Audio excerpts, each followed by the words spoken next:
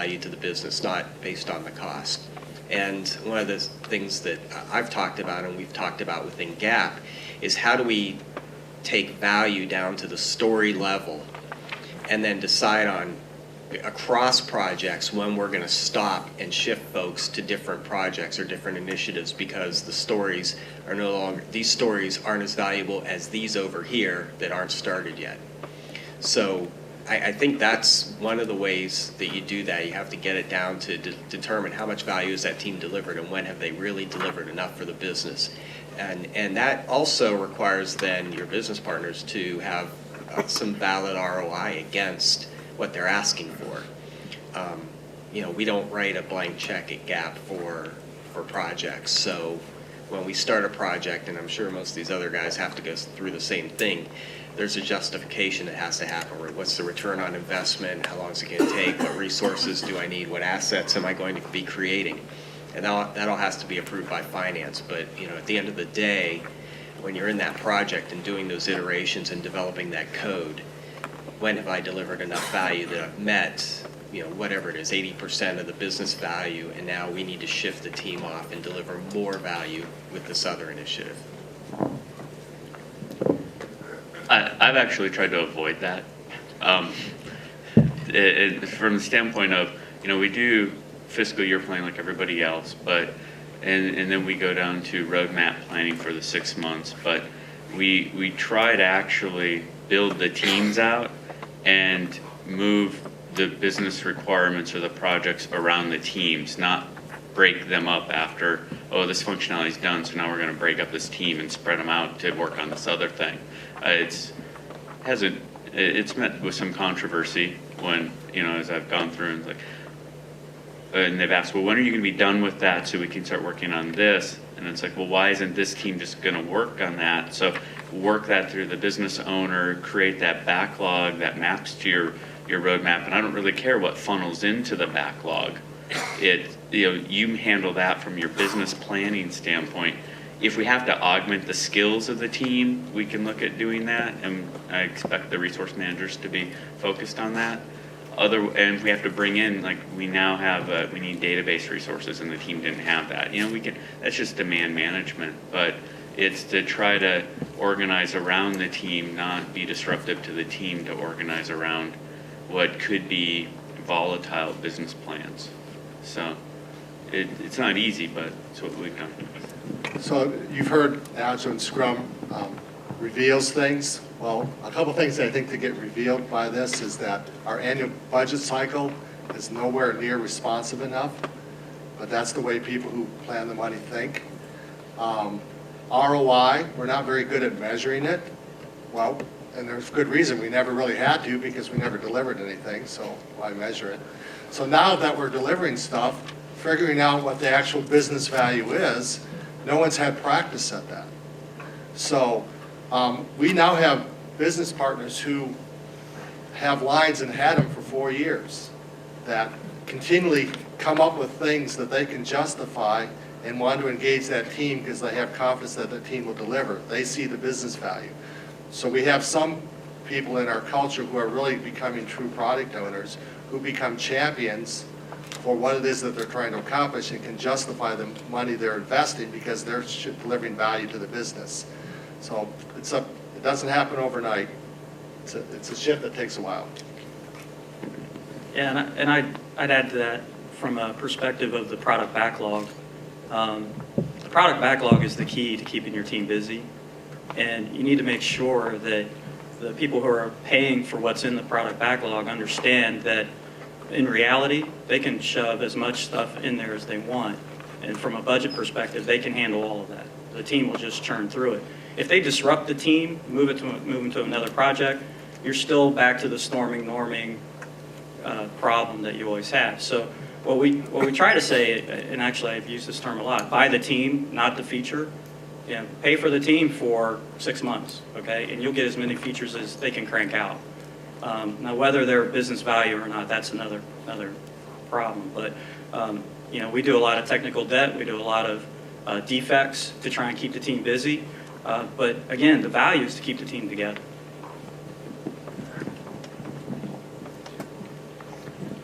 Okay, coming back to your comment about the adoption of this moving up to the executive level as managers currently experiencing this at the project team level. Sorry. I was wondering, it's kind of interesting, you're distracted. So, that issue of the expertise moving to the executive level on the technology side, because you have project teams now and then time will go by and they'll move up. But that's what I see as kind of the current problem, biggest problem. The group with the most to lose in a way, or who has the hardest time with this, seems to me to be the executive level on the technology side, because this can be sold to the business and this can be sold to the development teams. But on the technology side, the VP level or whomever is responsible mostly for budgeting and culpability, you've complicated the budgeting cycles, because rather than just getting your $2 million for 18 months, and then having your teams funded and so forth, you've got to be working on much more rapid cycles, which aren't really compatible with the annual processes. And then secondly, you've moved up the culpability cycles. So instead of putting off answering for the overspend and underdeliver problem into some other fiscal year, or maybe someone else's job responsibility, no, you're gonna be dealing with that immediately now. So do you guys have any comments on how you've dealt with that kind of problem currently? So the engine I mentioned before was delivery. So if you're delivering business value, you have a product owner or product champion, if you want to call it that name, that person becomes your strongest advocate. So IT is there to deliver business value. That's what it comes down to. Everybody's got to at least say that at that level. Okay, and if you've got advocates saying, I need this is what it's going to get me, I want that team, and I want the way they're working, and don't tear them up, your business partner becomes your strongest advocate. That becomes your engine to to continue to make that transformation inside of the organization. You've got to deliver business value. That's the reason you exist. And if you do that, you'll have an incredible partnership that'll drive that change everywhere. Yeah, I made the comment that the business can solve a lot of things. When you get the business engaged, they can actually influence your IT executives.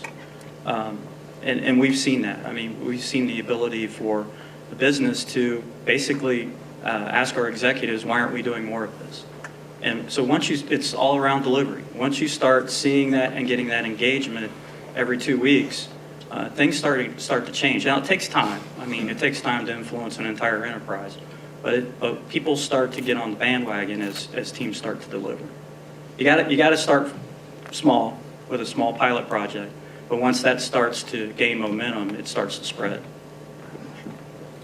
And I could say, with our pilot project, one thing that we've been really careful with, and probably not as active as we really need to be, is do some education among the business unit, because one thing that we saw very early on is lots of people started speaking and talking about Agile in all kinds of different ways that Agile is not. And getting really interested in doing something that's cheaper, quicker, faster, no documentation, no business cases required, no this, no this, no this. You just sit down and code. So that was something that we really, I think it's important as you're doing the pilot project to also, and we started doing kind of roundtables and going around and talking to different groups in IT, but then also getting our business partners to do that as well, to educate in what Agile is. And we're really at the point now where when we go for the next pilots, part of the presentation when we go to the governance board is Agile. And normally you don't talk about your delivery mechanism when you're going through that from a governance standpoint, but we think it's important to educate in what it is and, more importantly, what it is not. Okay, over here on your right. When you're starting off brand new with a company that is used to waterfall, how do you pick your team? I mean, if you've got a team of IT people and they're all waterfall, how do you go about picking the actual team members? I've heard about, picking the projects, getting your business units up to speed, but how do you pick your IT people to move forward in that direction? I could start with that real quick, and then Chris I could speak from it from a planning organization standpoint, and Chris could speak from it from a development team, which is more, I think, to the question. But one of the first things we did with the first pilot is we wanted to make sure that we had a client that was invested in going along with us on this effort, that realized it was going to be bumpy, that it is a pilot, and also could commit the resources to it. We had somebody from the product owner from the business that was dedicated 75% of the time, roughly, throughout the project to sitting in a room with us. And that's a huge shift for us at AEP, because everyone in the business has their day job. And IT tends to be more, I'll review the document and I'll get it back to you. So entirely different focus from a business standpoint. And before we started with the pilot, that was one of the most important things that I saw, that we have that commitment. Yeah, from the developer side, mostly what I did was I talked to a lot of developers on different teams, because I didn't want this to be just my team, since it was a bit of an experiment. And I tried to find people who were open to the idea.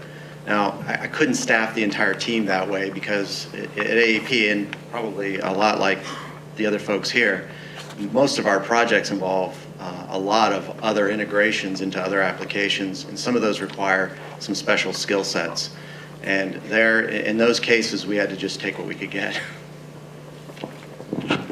So I think there could be two answers to that question. A lot of companies, Agile can start from bottom up. And the answer to that question is the team picks themselves. They're motivated, they want to come together, they want to deliver, they get together and figure out how to do it. That's great. To me, I think that's the most powerful. But when leaders want to try to leverage it, that can become more challenging, because do you have the right skill sets? Are people motivated? Do they know what to do? And in those kind of cases, I think it's best to try to identify folks that are motivated, but then marry them with embedded coaches, people on the team who know what they're doing, know how to do it, can help the team mature. Without embedded coaches, a team that's never done it before is really going to have a hard time. So Cam took my answer. But he's absolutely right. If you have the ability to do it, let the team volunteer, right? Because if you have folks that are committed and engaged and it's their choice, it's the same reason you let the team pick the story cards they're going to play. That's what they want to do. And right away you have the engagement, so you don't have the hurdle of trying to convince people to join this team. This is the right thing to do, right? So you've already crossed that hurdle. The organization I'm coming from, so it's a much smaller organization. For our portfolio, we have about 47 developers spread across different functions. And when we decided to do the pilot projects, we did 2 of them, and we didn't really have the opportunity to do more of the democratic approach of ask for volunteers. They were volunteered because they came to work that day. So it was pretty much, we knew what the pilot was going to be, the project, and by the nature of how we had to staff it, we knew who the people were. And unfortunately, I was the only one with any practical experience, not a lot, but and so the first thing we did was bring in training to at least get them all speaking the same terminology. They understood the concepts, that we just didn't say, hey, guess what, you're doing Scrum today, start at it. So we did that, and then I would say most of the time was spent, for me, coaching where I could and protecting the teams from the people who wanted to know, well, where are they today? Are we going to hit this date? Are we going to, and just, reconfirming with them their agreement that we were going to let this go and let the team basically do what they needed to do. And if what they need to do was fail, then that's what we would do, but we'd know quickly and try to correct.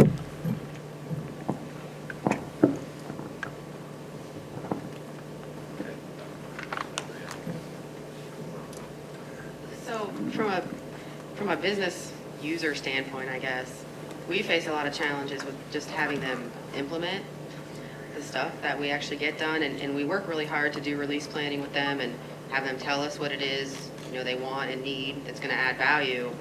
But when the time comes, there's always something else that they need to be able to get it implemented and integrated